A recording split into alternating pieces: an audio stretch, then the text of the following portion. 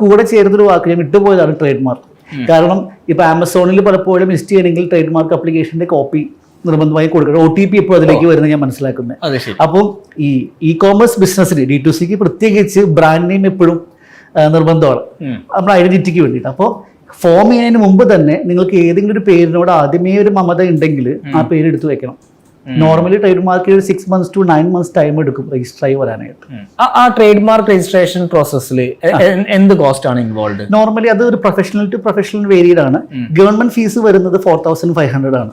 ഒരു professional fees 1,000 മുതൽ 10,000 വരെ അത് വേരിയഡ് ആണ്. മനസ്സിലായി. അപ്പോൾ ട്രേഡ് മാർക്ക് കൊടുക്കണം, വെബ്സൈറ്റ് കൊടുക്കണം. അതെ അതെ, അല്ലെങ്കിൽ പണി കിട്ടും. ബുദ്ധിമുട്ടാണ്. പിന്നെ ഡൊമൈനും എടുത്ത് വെച്ചില്ലെങ്കിൽ ഡൊമൈൻ എടുത്ത് വെക്കും, ട്രേഡ് മാർക്ക് എടുത്ത് വെക്കില്ല. ലാസ്റ്റ് ആ പേര് യൂസ് ചെയ്യാൻ പറ്റാത്ത അവസ്ഥ വരും. ഈ പാർട്ട്ണർഷിപ്പ് ഒഴികെ കമ്പനിയിലും LLPയിലും ട്രേഡ് മാർക്കിന് NOC വേണം. അതായത് പാർട്ട്ണർഷിപ്പ് ബിസിനസ് ചെയ്യുന്ന ഒരാൾക്ക് ഏത് പേര് വേണമെങ്കിലും യൂസ് ചെയ്യാം. ഓക്കെ, നമുക്ക് വേറെ ഇഷ്ടമുള്ള പേര് യൂസ് ചെയ്തു, ഡീഡിൽ മെൻഷൻ ചെയ്യുന്നു. കമ്പനിയും LLPയോ ആണെങ്കിൽ എക്സിസ്റ്റിംഗ് ആയിട്ട് വേറെ ഏതെങ്കിലും കമ്പനി ഉണ്ടോ എന്ന് ചെക്ക് ചെയ്യണം. അതുപോലെ ട്രേഡ് മാർക്കിലും ആ പേര് അവൈലബിൾ ആണെങ്കിൽ മാത്രമേ നമുക്ക് ആ പേര് യൂസ് ചെയ്യാൻ പറ്റുള്ളൂ.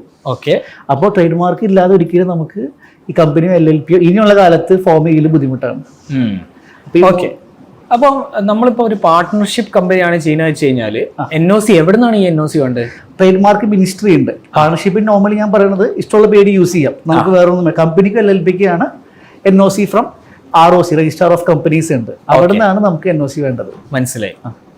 ഓക്കെ, അപ്പോൾ അവിടുന്ന് NOC എടുത്തു, ട്രേഡ് മാർക്ക് എടുത്തു, വെബ്സൈറ്റ് വാങ്ങിച്ചു, പാർട്ട്ണർഷിപ്പ് കമ്പനി ഫോം ചെയ്തു. ഓക്കെ, ഒരു കറക്ഷൻ ഉണ്ട്. പാർട്ണർഷിപ്പിനല്ല NOC വേണ്ടത്, LLPക്കും കമ്പനിക്കും അവിടെ വേണ്ടത്. LLPക്കും കമ്പനിക്കും. പാർട്ണർഷിപ്പിൽ നമുക്ക് ഏത് പേര് വേണമെങ്കിലും യൂസ് ചെയ്യാം, നമുക്ക് അങ്ങനെ പ്രത്യേകിച്ചൊന്നുമില്ല. ട്രേഡ് മാർക്ക് എടുക്കാൻ പറ്റുമോ? ട്രേഡ് മാർക്ക് നമ്മൾ സെപ്പറേറ്റ് ആണ്, മനസ്സിലായോ? പാർട്ണർഷിപ്പായിട്ട് യാതൊരു ബന്ധം വരുന്നില്ല. LLPയിലും കമ്പനിയിലും ആണ്, ലിങ്ക്ഡ് ആണ് automatically trade mark. Company name അത് തന്നെ കിട്ടണമെന്നുണ്ടെങ്കിൽ. ഓക്കെ, അപ്പൊ അവിടെ നമുക്ക് വേറെ ചോദ്യമുണ്ട്. ട്രേഡ് മാർക്ക് ഇപ്പോൾ ഫെമിസേഫ് നിങ്ങളെ ഇതാണ്, ഫെമിസേഫിന്റെ കമ്പനി പേരും ഫെമിസേഫ് എന്നാണോ? ഡിഫറെന്റ് ആണ്. അതുപോലെ ബൈജൂസ് പറയാം. ബൈജൂസിൽ think and learn private limited എന്നാണ് അതിന്റെ ലീഗൽ നെയിം. കറക്റ്റ്. നമുക്ക് ലീഗൽ നെയിമും ബ്രാൻഡ് നെയിമും ഡിഫറെന്റ് ആയിട്ട് യൂസ് ചെയ്യാം. ഇപ്പൊ നമ്മുടെ കമ്പനിയുടെ പേരും അങ്ങനെ തന്നെയാണ്.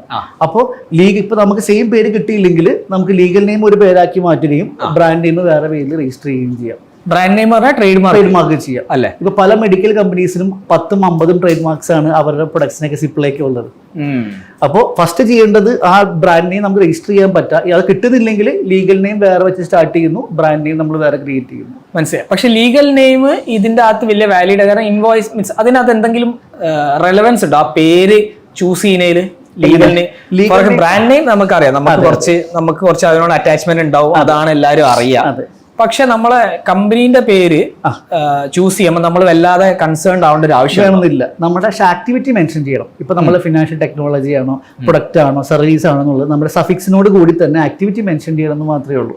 നമുക്ക് ഇഷ്ടമുള്ള പേര് ലീഗൽ നെയിമിൽ കൊണ്ടുവരാം. പാൻ കാർഡിൽ യൂസ് ചെയ്യുന്നത് ആ പേരായിരിക്കും, എല്ലാ സർട്ടിഫിക്കറ്റിലും യൂസ് ചെയ്യുന്നത് ആ പേരായിരിക്കും. അത്രേ ഉള്ളൂ. ബേസിക്കലി നമുക്ക് ബ്രാൻഡ് നെയിം എങ്ങനെ ഈ കമ്പനിയിലേക്ക് അസോസിയേറ്റ് ചെയ്യാം? അത് ട്രേഡ് മാർക്ക് രജിസ്ട്രിയോട് കൂടിയിട്ടാണ് നമ്മൾ ചെയ്യുന്നത്. നമ്മൾ GST സർട്ടിഫിക്കറ്റ് എടുക്കുന്ന സമയത്ത് legal name, brand name, trade name എന്ന് പറയുന്ന ഒരു ഓപ്ഷൻ ഉണ്ട്.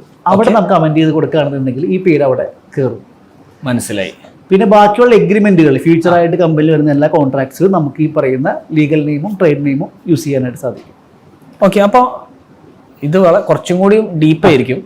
നമുക്കിപ്പം ലെറ്റർ ഹെഡ് ഫോർ എക്സാമ്പിൾ, അതെ, ലെറ്റർ ഹെഡിൽ നമ്മളെ 2 പേരും കൊടുക്കണോ? അതെ, മെയിൻലി ബ്രാൻഡ് നെയിമാണ് കൊടുക്കുക. അഡ്രസ് എന്ന് പറയുമ്പോൾ XYZ private limited in address എന്ന് പറഞ്ഞു കൊടുക്കും. കറക്റ്റ്. ഇതേപോലെയാണ് എനിക്ക് ഒന്ന് ഒരു പ്രാവശ്യം ഞാൻ സെലി ആപ്പ് മേക്കർ പറഞ്ഞ കമ്പനിയെ വിളിച്ചിരുന്നു. അപ്പൊ അവന്റെ കോഫി ഇന്നോവേഷൻസ് പ്രൈവറ്റ്ലി, എന്താ ഈ കോഫി ഇന്നോവേഷൻ, അത് ആ സമയത്ത് കമ്പനി രജിസ്റ്റർ ചെയ്യണം, കിട്ടിയ പേര് അതാണ്, അതെടുത്തു. അപ്പൊ ഒരുവിധ ആൾക്കാരൊക്കെ അങ്ങനെയാണെന്ന് മനസ്സിലാക്കുന്നത്. കമ്പനി പേര് വലിയ കൺസേൺ അല്ല. ശരിക്കും ബ്രാൻഡ് ഐഡന്റിറ്റി ആണ് ശരിക്കും പറഞ്ഞാൽ ഇപ്പോഴത്തെ കാലത്ത്. ഇനി നമ്മൾ വാല്യുവേഷൻ തന്നെ ചിന്തിക്കുകയാണെങ്കിലും നമ്മുടെ ബ്രാൻഡ് യൂസ് ചെയ്തിട്ട് ആൾക്കാർ എന്തോരം റെക്കഗ്നൈസ് ചെയ്യുന്നുണ്ട്, എന്തോരം ബിസിനസ് വരുന്നുണ്ട്, ഇതാണ് ശരിക്കും ലീഗൽ നെയിമിന് വലിയ പ്രസക്തിയൊന്നും ഇപ്പോഴത്തെ കാലത്ത് ഇല്ല. മനസ്സിലായി. ഓക്കെ, ഇനി അടുത്തൊരു സ്റ്റെപ്പ് പാർട്ട്ണർഷിപ്പ്. അതെ, പാർട്ട്ണർഷിപ്പിൽ നമ്മൾ 2 പേരാണ്. എക്സ്റ്റേണൽ ഇൻവെസ്റ്റ്മെന്റ്, അതായത് നമ്മളൊരു ഇൻവെസ്റ്റർ ഓൺബോർഡ് ചെയ്യാണ്. അപ്പൊ ഈ പാർട്ട്ണർഷിപ്പ് വെച്ചിട്ട് തന്നെ മുന്നോട്ട് പോകാൻ പറ്റുമോ? അതായത് പ്രൊഫഷണൽ ഫണ്ടിങ് അല്ലെങ്കിൽ സ്റ്റാർട്ടപ്പ് ഫണ്ടിങ്, MSME ഫണ്ടിങ്ങിന് പാർട്ണർഷിപ്പ് ഒരു കറക്റ്റ് ഫിറ്റ് മോഡൽ അല്ല. നേരത്തെ പറഞ്ഞ പോലെ ഫാമിലി, ഫ്രണ്ട്സ് ഓഫ് ഫ്രണ്ട്സ് അവരുടെ ഇൻവെസ്റ്റ്മെന്റ് ചെയ്യാം. അവിടെയും ചെയ്യേണ്ട ഒരു പ്രോബ്ലം, ചെയ്തൊരു മിസ്റ്റേക്ക് ആളുകൾ ഷെയർ കൊടുക്കാതെ, പാർട്ട്ണർഷിപ്പ് കൊടുക്കാതെ ഫണ്ട് വാങ്ങിക്കും. ഇന്ത്യയിലെ കേരളത്തിലെ നിയമപ്രകാരം ഒരു പാർട്ട്ണറുടെ അടുത്തുനിന്നോ ഷെയർ ഹോൾഡറുടെ അടുത്തുനിന്നോ മാത്രമേ ലീഗലി നമുക്ക് ഇൻവെസ്റ്റ്മെന്റ് സീക്ക് ചെയ്യാൻ പാടുള്ളൂ.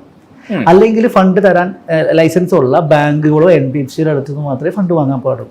അപ്പൊ ലീഗലി പാർട്ണർ ആക്കണം ആദ്യം, അതിനുശേഷമാണ് ഇൻവെസ്റ്റ്മെന്റ് സീക്ക് ചെയ്യേണ്ടത്. വീണ്ടും ഒരു പാർട്ണർഷിപ്പ് ഡീൽ ഉണ്ടാക്കണം. ഡീഡ് അമെൻഡ് ചെയ്യാന്ന് പറയും, നമുക്ക് പുതിയൊരു അഡ്മിഷൻ ഓഫ് എ പാർട്ണർ. മനസ്സിലാവുക. അപ്പൊ ഇവരെ ആഡ് ചെയ്യുന്നു, ഷെയർ കൊടുക്കുന്നു, ഫണ്ട് വാങ്ങിക്കുന്നു.